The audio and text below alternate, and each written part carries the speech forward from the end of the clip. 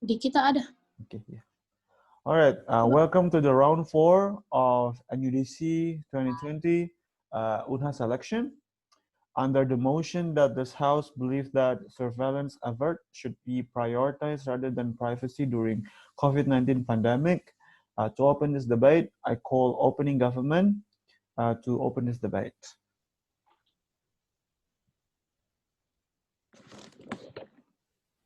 Hello. Ladies and gentlemen, COVID-19 has already infected 16 millions of lives, and it hasn't even been a year since the virus pays us a visit. Day by day passes, and the cases are getting worse. Citizens are dying, especially with old age and comorbid diseases.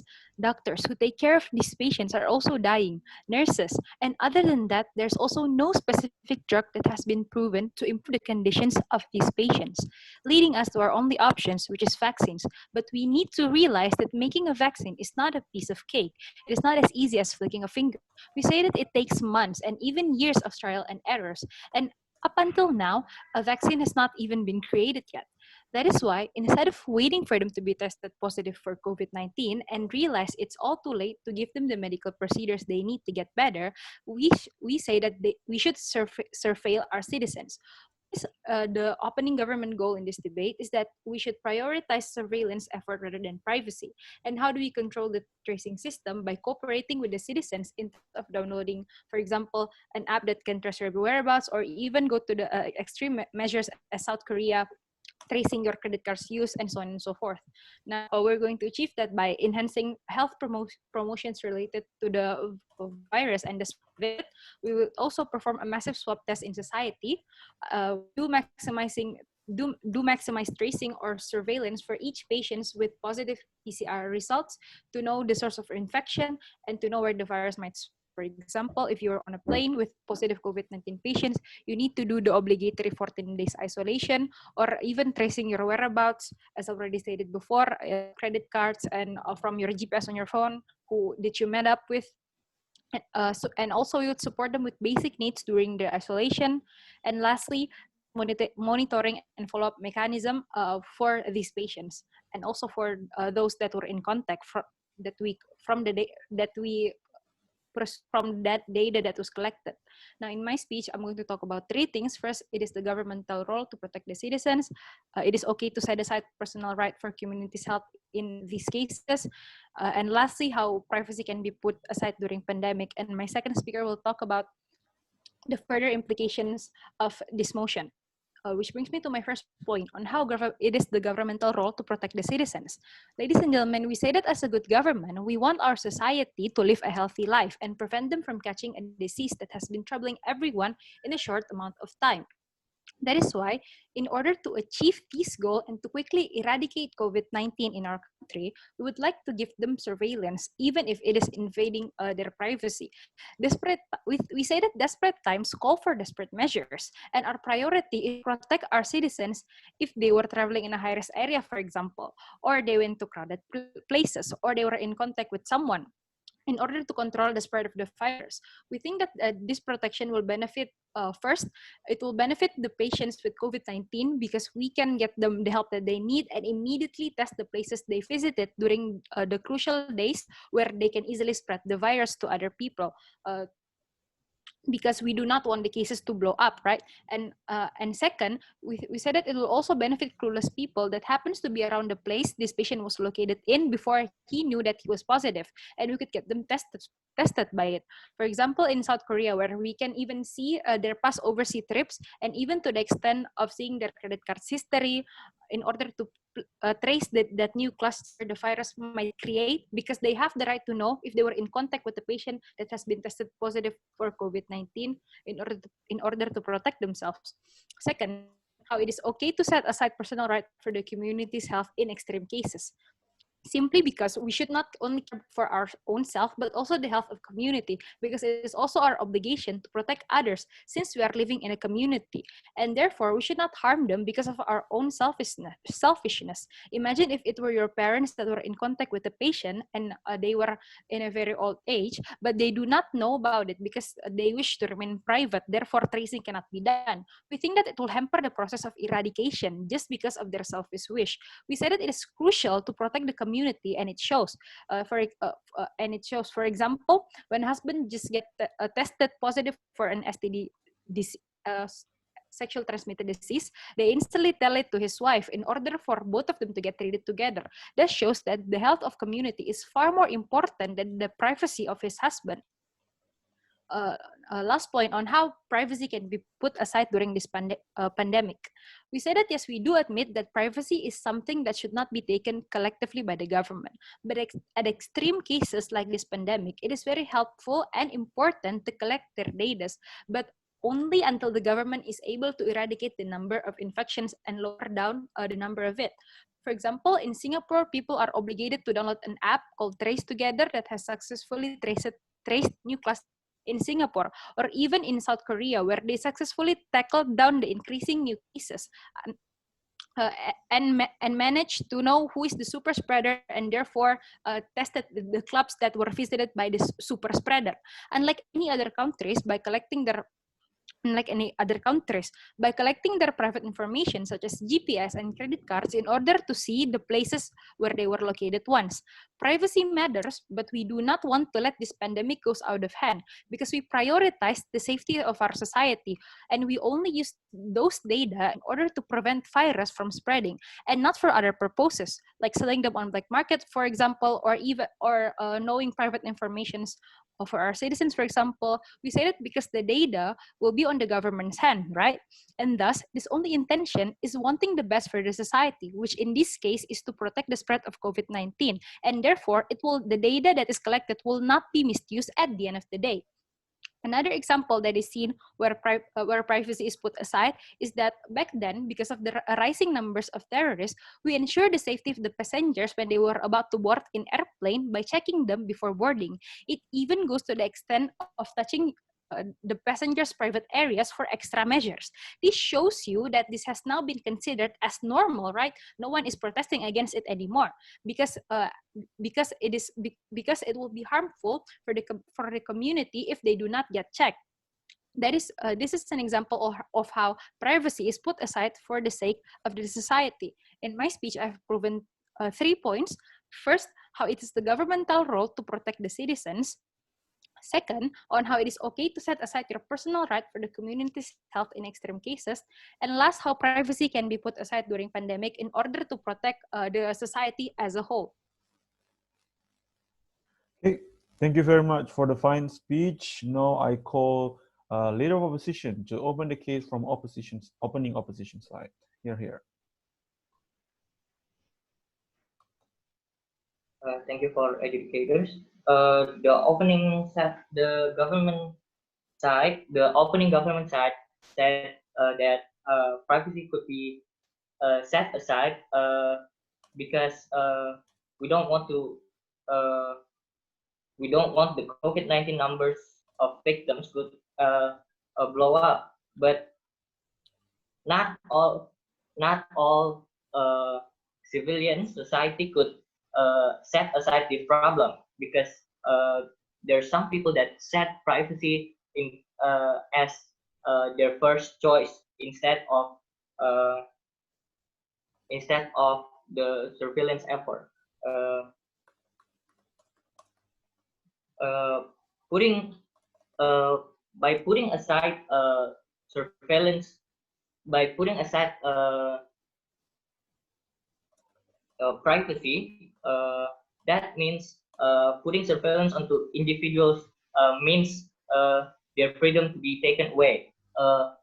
We know that community safety is prioritized, but it doesn't mean that this surveillance effort can be acceptable for everyone in the society. also by collecting data from the individuals, it could cause criminalities. There's no guarantee that the data that has been collected by the government or by the company who work together with the government is not misused. Criminalities is a possible thing because uh, uh, the data could be misused. By example, like unresponsible employee, or in some cases, some individual data has have been hacked, such as recent cases on Tokopedia and Facebook, uh, and if it spread out, it could cause uh, a loss for the society. It could be misused by someone who found the spread data, and and also there's no guarantee that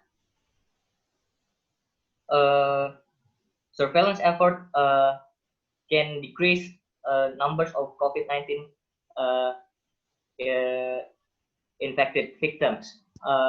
However, uh, without surveillance effort, we should instead increase our uh, health healthcare qualities to make sure people doesn't to make sure the COVID-19 doesn't spread wider, and we should find a way uh, uh, how to get the society's trust to work together uh, to decrease the COVID-19 victims. Uh, uh, Another way besides surveillance effort. I think that's all from me. Thank you. Okay, thank you very much for the fine speech. Now I call Deputy Prime Minister to extend the case from opening government. Here.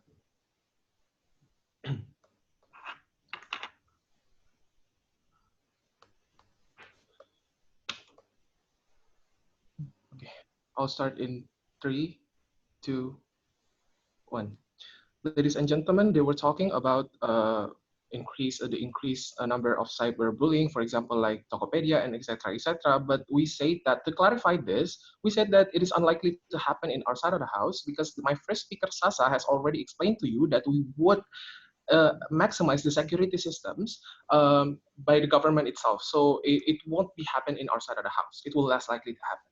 And also they try to explain that surveillance is dangerous and we have to increase the healthcare quality to make sure etc etc. But we say that it won't be that effective in the end of the day because the healthcare itself is already busy with how many numbers every day increasing in people impacted in Indonesia, for example. Like so, without these surveillance systems, the government itself will be more hard to get the positive patients to taken care of, and then there's no and then moving on, I have for the further rebuttal, I will put it in my substantive. So I have one substantive here with 3 layers. What's the further implications if we apply their motions?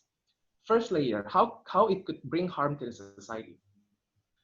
Ladies and gentlemen, yes, people still have their rights for their privacy stuffs, but for this case, it will be so selfish if we prioritize one's right for privacy and abandon other important stuff that could be lead to a more chaos in the end of the day. We're here not talking about one community importance or even one person's importance. We're here talking about the society itself. It's a massive community. So whatever the mechanism that opposition side of the house offer, it won't work in the end. Even if they want to make such thing like what happened in Japan and China, where they um, try to make the contact, the manual tracing, like a personal contact or something, we believe that it won't work in Indonesia, because we can still see in Indonesia people still have that skeptical feeling for the government itself. So and the effective number, I think, will be 70% of the society that sign up for that. And we can see in status quo, a person's privacy still could be obtained in special cases, like when police ask the doctor for one's criminal medical record, then the doctor should give them in the end. We believe that it is the same case here, where it is okay for obtaining someone's privacy for the sake of safety of a massive amount of society. In their side of the house, they want to keep the secrecy, but they don't think about their society. They never explained us how they could reach that goal of pressing down the number of COVID-19 patients. What would happen in the end? We can see in this case, other healthy people could be infected from those who doesn't want to be at home for self-isolations. Government has already made the rule for self-isolations, but here we can still see there are so many people that not listening to the rules. Self-isolation is made for those who doesn't have any symptoms at all, but it doesn't mean that they couldn't transmit it to others. They are still carrier for the virus. So when we couldn't trace them, there will be an increasing possibilities for them to go out like there's nothing happened, and people will also get infected. Even if they say that there are still other mechanisms for tracing itself, we say in the end it will not working. Moreover, WHO has announced that this disease is airborne, so it can be transmitted from the air. When someone's get infected, we have to know where they've been before, who they met for the last couple of weeks, for example. So we could check them and who they met. That's silly when you go to the persons that suspected COVID, you want to check them, but you don't tell them how they could get infected, who they met that is actually positive. You have to tell them the truth. You have to tell them because they've contacted with the person that has COVID, for example. And also, we know that this disease doesn't have a symptoms in the first 2 weeks. And the possibility of people get worse in this disease is still there. They will think that they only have a cold, for example, or just an influenza. That is exactly what we want to avoid here, because the number of deaths is already high. Other than those who have a comorbid disease, but also those who did not concern about this disease because they're not listening to the rule from the beginning. Especially in this country, when people always go to paramedics when it is too late, we can see how worse it could be. Second layer, when there's something bad happen in society, there will be a consequences too in the government. The world economic status is worse already. By not creating such a mechanism to press down the number of COVID patients, the world economic status, in this case, we talk about our country, Indonesia, will not get better. People will continuously being terminated from home, losing job, etc., etc. Many stores will be closed for some amount of time or even going bankrupt because of this pandemic. Why is it bad? Slowly, people will not respect the government anymore because it's government job in the first place to tackle this kind of problem, especially in this pandemic where nothing can be ensured. We have to be wise and consider that privacy is relative thing. Then there are people that ready to give us their certain privacy for the sake of safety, but there are people that don't. As I say, privacy is relative, but infections of COVID-19 and the death number is absolute, and no one could interfere with that. Once you get infected, you have to deal with that disease or even death. The point is, it's okay to have a jeopardy privacy for a greater good. They have to think what mechanism is best for the society, and if there's a mechanism, there's also be a consequences. We say that the government have to take the risk for a better result in the end. And we have to remember that when we do the surveillance system, government doesn't have to be so concerned of making PSBB or lockdown, because when lockdowns happen, no matter how hard your condition is, no matter if there's a food available in your house or not, you have to stay at home. When there's other better mechanisms such as surveillance system that could be done by the government at the very first place, but it wasn't carried out, it could count at limiting human rights. Third layer, this pandemics not only impacted the economic side of the society, but also their mental health. When you say What about those whose privacy revealed? Who wouldn't they also be stressed? We still say it is okay. Why? Because saving one person is not worth the effort rather than saving many people's life. This mental health problem is serious. Imagine that a person that doesn't know they're infected because they doesn't know who they've contacted with. And when they transmit it to others, their surrounding will say it is their fault not knowing they're infected, then transmitted it to others. Society will not think like an angel and will accept the fact that they don't know anything, especially in this case, COVID-19, where it is very sensitive and could lead to death. That is why we proud to propose. Okay. Thank you very much for the fine speech. Give me 30 seconds. I just want to finish my notes.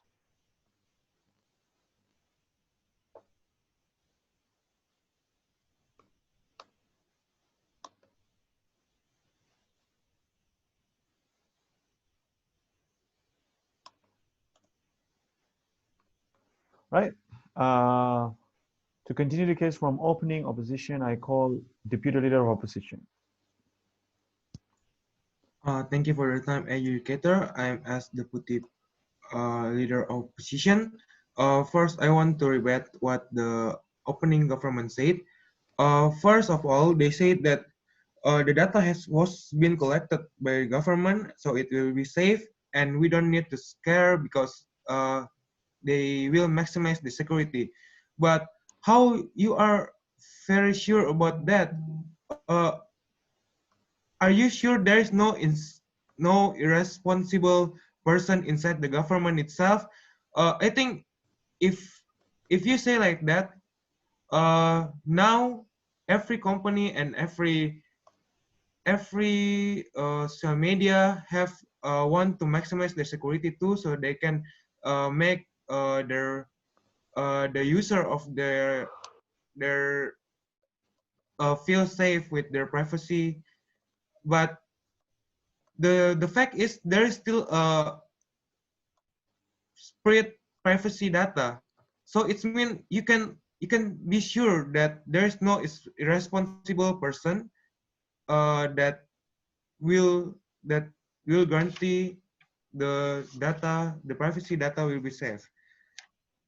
And you say that and the deputy leader, the deputy prime minister said that people will get stressed if their privacy be known by anyone else.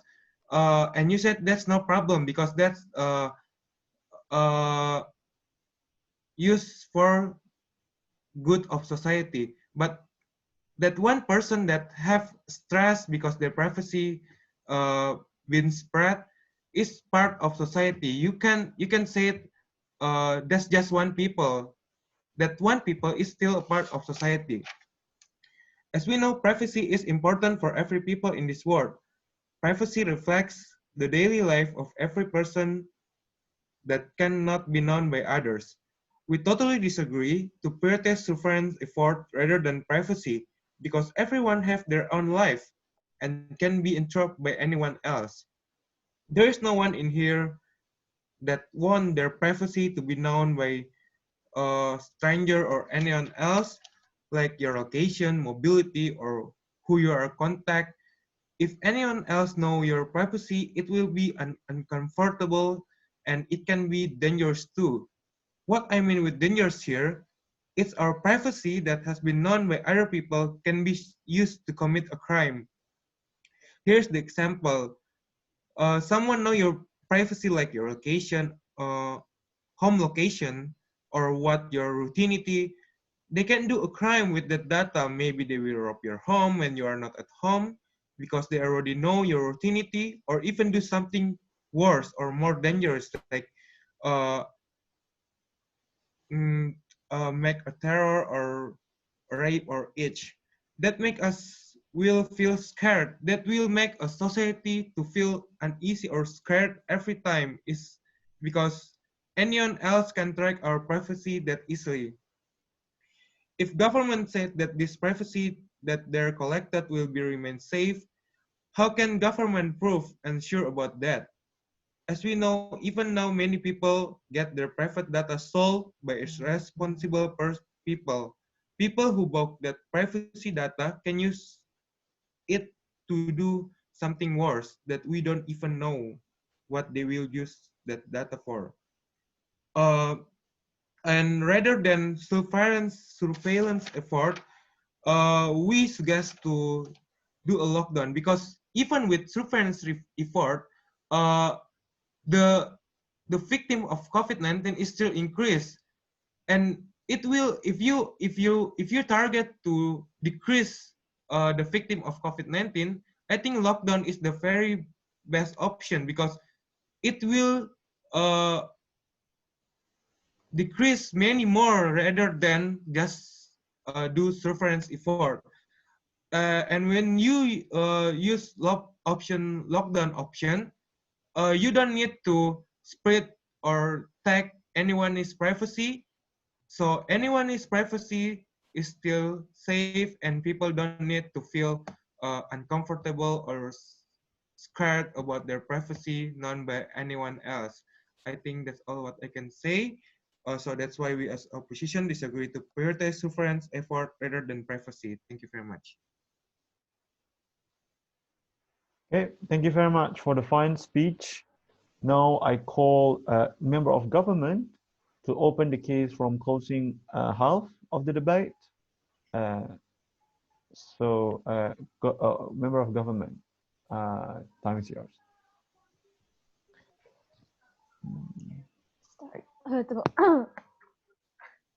Starting my speech in 3, 2, 1.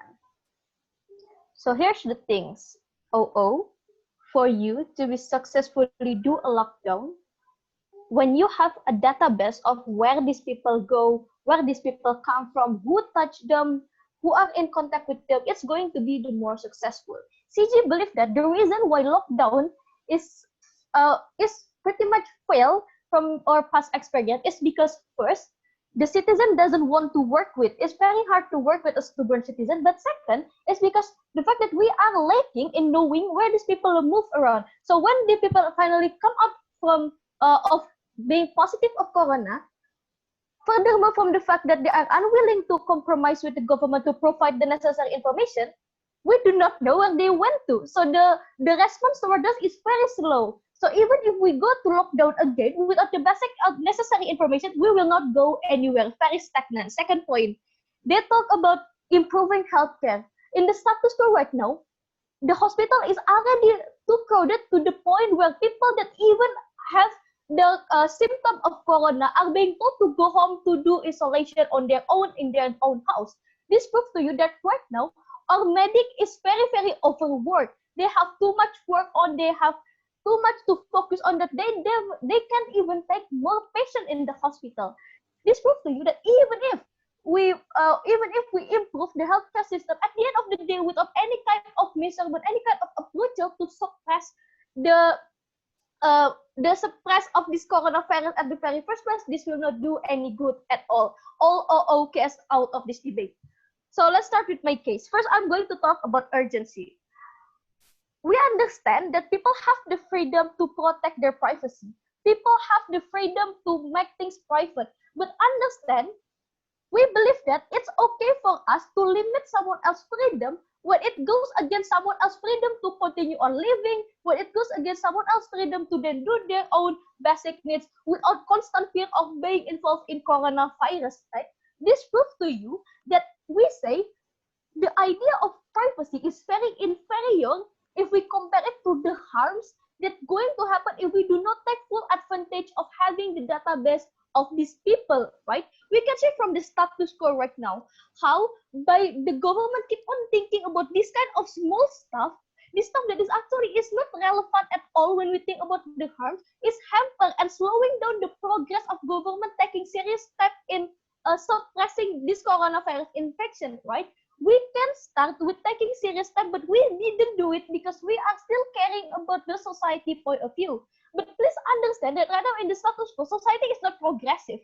Society is very stubborn. They reject the idea of where the government asks them to give them consent. So in the opposition side of the house, we will not go anywhere because most likely society will not give consent anyway. If we want them to wait for them to give us the consent to then access their privacy. At the end of the day, all people in Indonesia must have died from the corona when that happened. But so my second point is going to be how we're going to use the data. So let's look back towards what happened when we still use lockdown. Why this fell? Like I said before, this fell because there is a lack of systematical database that can actually support the lockdown system, right? Because at the end of the day, the government don't even know who been here, who been there. So the response toward this kind of thing is very slow and very minimum. Because then we have to wait another 1 hour, another 1 day that these people can already go anywhere else. But when we already have the database of these people, it will only take 10 minutes to point out like who's been there, who's been here, what we did before, and understand that the data that we will access is only something that is relevant towards the corona case. We will not give away your phone number. We will not give away your profile picture.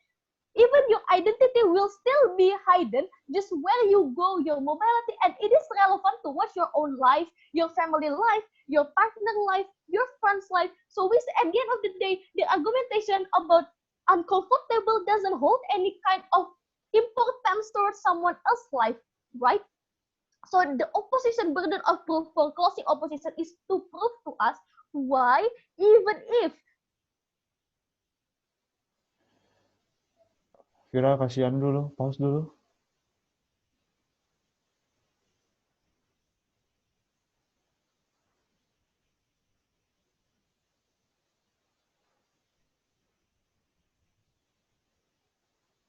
Yang Prezi ini saya atau Adibah? Adibah ya? Adibah. Mungkin Adibahnya, Kak. Oh ya, oke. Tunggu Adibah kalau gitu.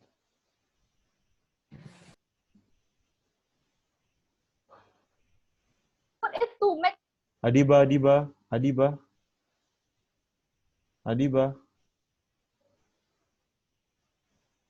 Dia keluar ya?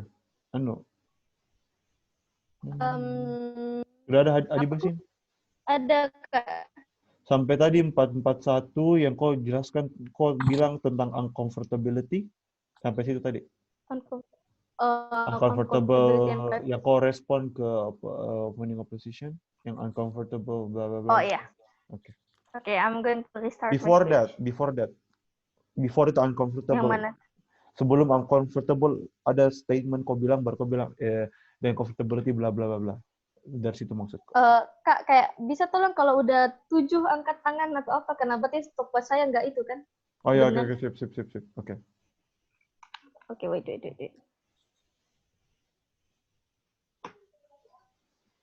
So their idea, when they're going to talk about comfortability, etc., will hold any candle importance at all towards all case which we already sold to the agency is to prove to you why it's actually the solution when you prioritize more. Because when you already prioritize more towards this kind of surveillance effort, more effort will come more easily. Innovation and surveillance easily. The level of stress, the scale of how we're going to solve things will come easily because we have data for it. We have the relevant data, we have necessary data, and over we're going to lock that data back towards you, not then go against any kind of privacy that you have. You can keep your privacy only after that. The only situation where the opposition idea of privacy can be relevant is when the society is already progressive, when the society is already understand the dangers of the situation, when they already know they have to stay at home, they do not go anywhere, they have to keep on.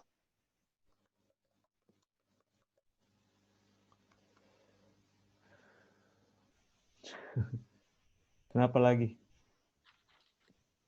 Adibah.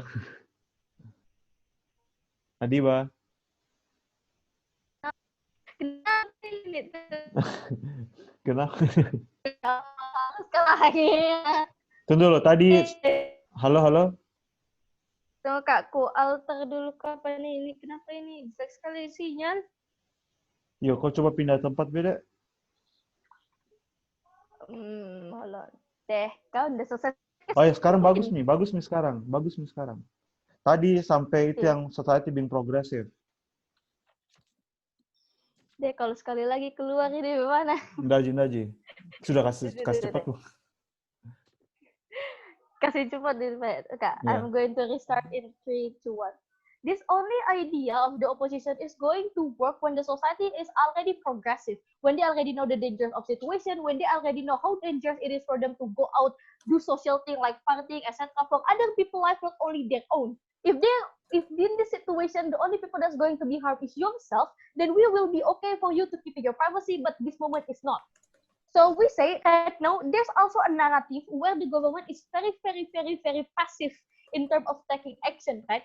We believe in CG this happened because they still caring about this kind of matter, this trivial matter. But ladies and gentlemen, understand when we finally prioritize the surveillance matter more, like Thailand, like Vietnam, the country that is not developed, still in the same condition as us, is still developing country, is still poor, is still very lacking down in technology, but they can still suppress corona more successfully than us, is the reason because this kind of prioritization is on their priority scale.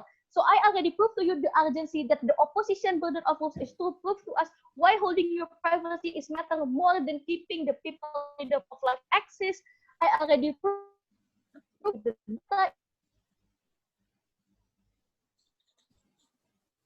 Okay. All right. Thank you very much. So based on that, I opened the case from CG. Okay. Thank you very much for the fine speech. Now I call member of opposition to open the case from closing opposition side. Here. Tes. Audible, Kak? Yep. Okay. Start my speech in 3, 2, 1. So, ladies and gentlemen, what are we lacking in this debate is clarity. Not taking merely the case of the South Korea, ladies and gentlemen, because doing thorough research, ladies and gentlemen, is even because the Prime Minister have said this case into Indonesia, that they're being utopic, ladies and gentlemen. As we can see, the reason of success of the surveillance effort in countries such as South Korea and Singapore and Vietnam, because they have already sophisticated digital technology, ladies and gentlemen. They can cooperate with the telecommunication enterprise, ladies and gentlemen. So, and therefore, it's being contradictory with the motion, ladies and gentlemen. When the what motion wants is this a privacy issue, is when the government and the enterprises can take the digital data without any consent. But what happened in those countries, ladies and gentlemen? They make the guidelines, the proper, and they even want the critical and the consent of the public so that they can undergo, so then they can run the surveillance things, ladies and gentlemen. And therefore, because they're being utopic, there's no stance of the Prime Minister can start in this debate, ladies and gentlemen. No, thank you. And then they're also taking our part about increasing of cyberbullying. It's unlikely to happen because in their case they're going to maximize the security system. On that, Mr. Therefore, they're out of, because no, thank you, because they in the first place put this case in Indonesia, ladies and gentlemen, where the case of the Tokopedia and the misuse of data happens, ladies and gentlemen. This premise cannot be happen, ladies and gentlemen. Maximizing the security system cannot be happen if this case is going to apply in Indonesia, ladies and gentlemen. And also, they're talking about privacy is relative being. The rebuttal is going to be integrated in our arguments, ladies and gentlemen. No, thank you. They said that our burden of proof as the government team, as the opposition team, is to prove that why privacy is over the surveillance. Therefore, in my speech, I'm going to deliver the things as an extension. And the second, why is it morally justifiable to prioritize privacy rather than surveillance, this surveillance effort, ladies and gentlemen. Therefore, we need to become realistic and theoretical, ladies and gentlemen. If the government consider this act of surveillance effort is an act of social or act to protect the community, then the government must at the very least ask for the consent from its citizen, ladies and gentlemen. And that's why that's come to my first point of argument, ladies and gentlemen. Talking about privacy in the developing countries such as in Indonesia, let us just become realistic. privacy in this country can be okay to be spread among the society if it is based on the consent of the society itself, ladies and gentlemen. And if in this case we're talking about giving without any consent, such as location, mobility, contact, and not even could agree, and the society even itself can't even give an agreement that this thing, even this was in the case of pandemic, ladies and gentlemen. So rather or the pandemic, and that in this nation, in this country, privacy is a must, ladies and gentlemen. It's above everything, ladies and gentlemen.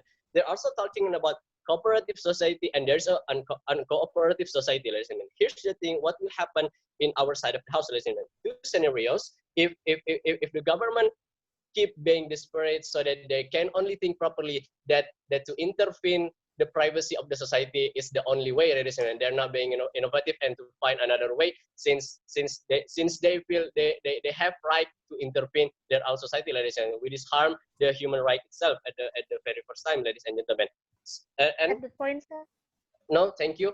Talking about the cooperative society, if at the very least they are willing to give in a consent or agreement to the government itself, ladies and gentlemen. But no, thank you. But government itself choose to take the data without any consent, because most of this uncooperative society, what will happen to this willingly cooperative society is they feel betrayed, they feel belittled by its government, ladies and gentlemen. They're thinking, but they might think by the government doesn't need any critical public what they want to what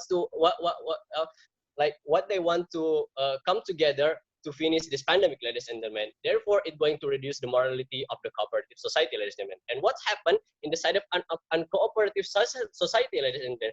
They're talking about it is okay if they don't want to consent about this, so we can just intervene them, ladies and gentlemen. They don't think what will happen after the event, ladies and gentlemen. Therefore, they don't want to share the consent, ladies and gentlemen. Rather than forcing your value, just find the other way, ladies and gentlemen. Because if in the end of the day you're still trying to gather the digital data without any consent, it could arouse the uproar. They could protest to the government itself. It will cause an issue of public trust, ladies and gentlemen. Because government couldn't handle this properly doesn't mean they can do this kind of things towards society arbitrarily, ladies and gentlemen. That's what we're thinking about. And the second is, it is morally, and the second point of ours, it is morally justifiable to prioritize privacy rather than surveillance, ladies and gentlemen. And this, and also we need to know at the very least, surveillance effort is going to be applied to the suspected, right?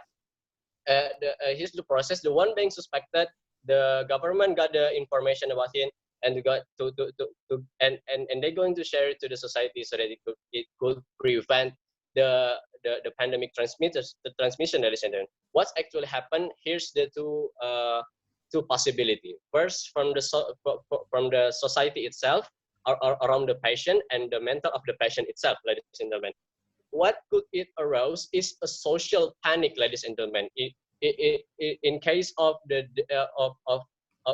in this nation, ladies and gentlemen, people are easily to be panicked, ladies and gentlemen. Once they know there's someone is going to be once they know that someone is getting suspected as a COVID-19, it just give a negative nuance through the society, ladies and gentlemen. And what this implies to, it will makes even vulnerable for them to get to get transmitted by the disease, ladies and gentlemen. And what's happened with the mental patient? They're being panicked, sad, pain of feeling suspected, ladies and gentlemen. And what will happen with this kind of effort?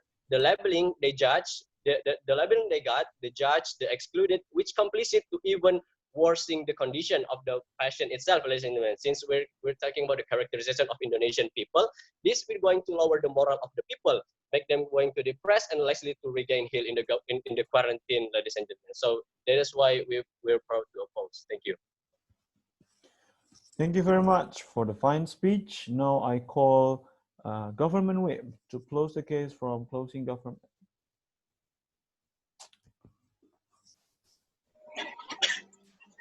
Yes, am I audible? Yes? Yes.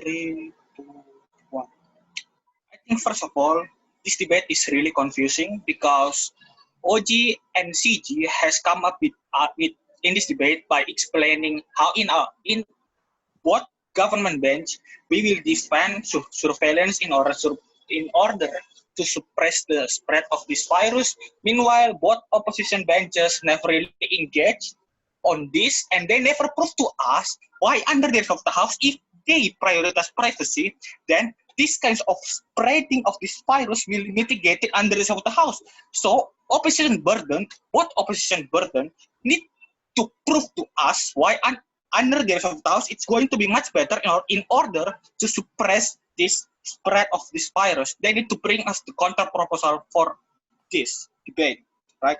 Nextly, I think OG cannot win this debate because they cannot bring us the urgency of having this surveillance, and OG actually also is unclear on how is collecting data works and how the government will use it. In comparison, in CG, we talked to you about how it is really urgent for us to prioritize this surveillance, and we also explained to you how this is actually going to work, how is this collecting data is going to look like. Nextly, OO cannot win because both opposition benches cannot win because they never prove to us how in the rest of the house they are going to suppress this disease transmission, right? Also, both opposition benches cannot win this debate because they are very dismissive towards our point, talking about how it is really urgent and how it is going to suppress the transmission, right? They keep focusing about the issue of privacy and so on and so forth. Firstly, let's deal with OO. First, OO mainly talk about 5 things. First, OO talk about your freedom being taken away, so surveillance effort will not be acceptable. But here's the thing. Let's take a look at Adibah's explanation. Adibah told you that it's not like we are going to take everything of your data. We are not going to take your profile picture or so on and so forth. We are not going to really take your privacy. What we are going to take is only your location, your mobility, and so on and so forth. We are going to use that mobility in order for us to know where exactly are you going, to which people are you exactly having contact with, whether or not they are infected or not, right? So I think that it is clear enough in our side that we are going to prioritize this in order for us to know where these people goes, what these people do, and so on and so forth, in order for us to know exactly what actually happened to them. So if something actually happens, it will be easier for us to come up there and directly solve the problem instead of compared to opposition side of the house where they do not really explain this thing, right? Second, OO talk about criminality. I don't get the idea. They talk about she also talk about cyberbullying, society panic, or etc., where these victim of where these people who are infected will be judged by the society. I don't think this is true, right? Because they have established from closing government that the one who will take all of this data is only the government, meaning that in the very first place, the data of who is infected and who is not, it's not likely to be spread to the society, right? Secondly, OO talk about data, they talk about the issue of hacking, irresponsible employee, etc. But here's the thing: they never prove to us the likelihood why this is likely to happen. But secondly, we said that this is not important at all anyway, because we have proven to you in CG on why actually privacy is actually okay to be limited when it comes to harm, ladies and gentlemen.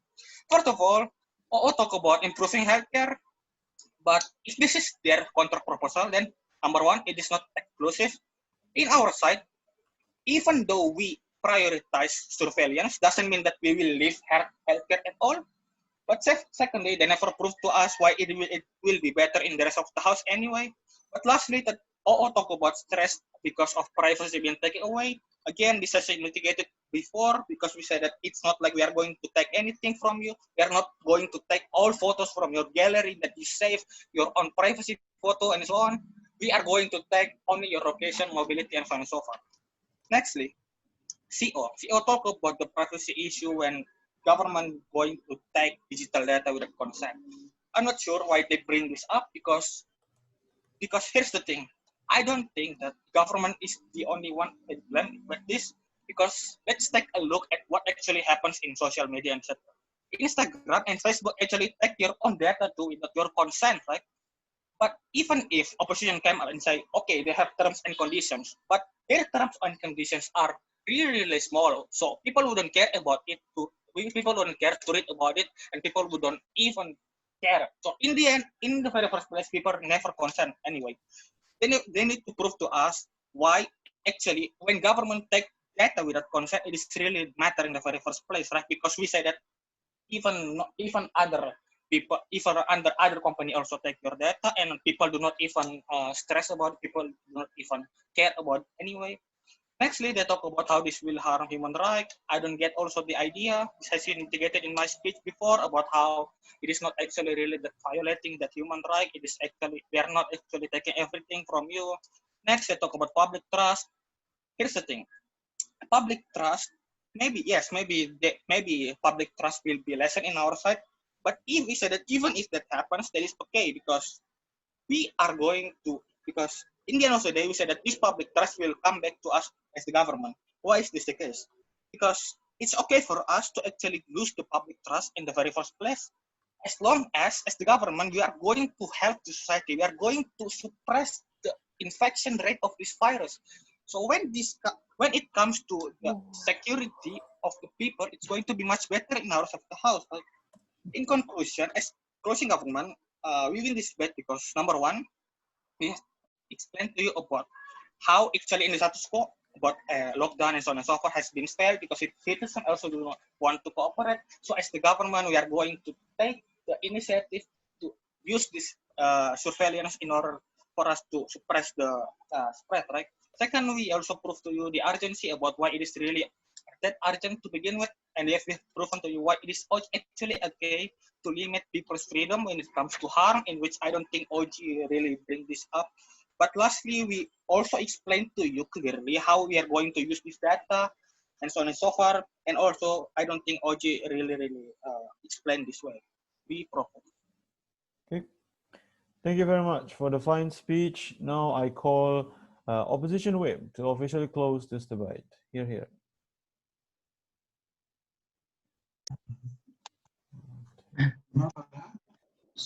Am I audible?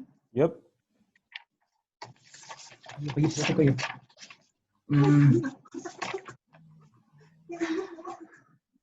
Starting in 3, 2, 1. Speakers of the House, standing as opposition side of the House whip. First of all, I would like to give response towards all the speakers that came from the government side of the House. So first of all, from the Prime Minister's speech. So in opening bench from the Prime Minister side of the House, she keep on their team keep on glorifying the idea of selfishness, like that the privacy of oneself should not be compared to the safety of a whole society. But let me tell you, if you see this in this way, like just because someone is in risk of getting the coronavirus, it does not mean that you can violate their privacy. It is not justifiable to harm one privacy just by using this parameter. The parameter is not exist in the very first place, and then by doing that action, it is counterproductive with the government job itself, because the government job itself is to protect the society. And then this disease one is also part of society, and then by violating their privacy, it could only mean that you are making them who are already stressed of getting the virus itself is even more stressed, because in the future there will be a lot of labels or citing that's different on themselves, and then. They also try to told us about that why that privacy is okay to be aside, but they never really engage on the mechanism of how will the privacy be the privacy not really affecting someone's life, because in real life privacy is a taboo, is a sensitive thing that you cannot pass around, and then yeah, they also keep on telling us that it does not matter whether you have the consent from the citizen or not, the consent from the citizen itself. But let me tell you this way, that like it or not, it is government job to protect the society, and then the society have their rights to re-choose, or even the power is the government is working for the society and not vice versa. Therefore, we do believe that every action taken from the government should be, even if the society is not progressive to begin with, but in their proposal, they told us that the society is not progressive at the very first, but still, even if they're not progressive, isn't it the government job at the very first place to make the society understand better, and not by violating. Because by violating it can only lead to a massive public trust chaos in the society. And then from the second Deputy Prime Minister, he tried to tell us that the societies will be harmed even more, just because the selfishness of protecting one's self privacy. But let me tell you that still in the same area with the first Prime Minister point, they did not really told us why is that violating one privacy is somehow more honorable in order of saving, let's say, 100 people. But there is no parameter on why is it justifiable to do that, because in the very first place it is not justifiable to do that. And then he also give us the example of medical records. Point, sir. No, thank you. On medical records, yet like the example of medical records that is needed by the police. But we said that this is not really this is not really relevant towards our case, because we are talking about a whole massive society in here.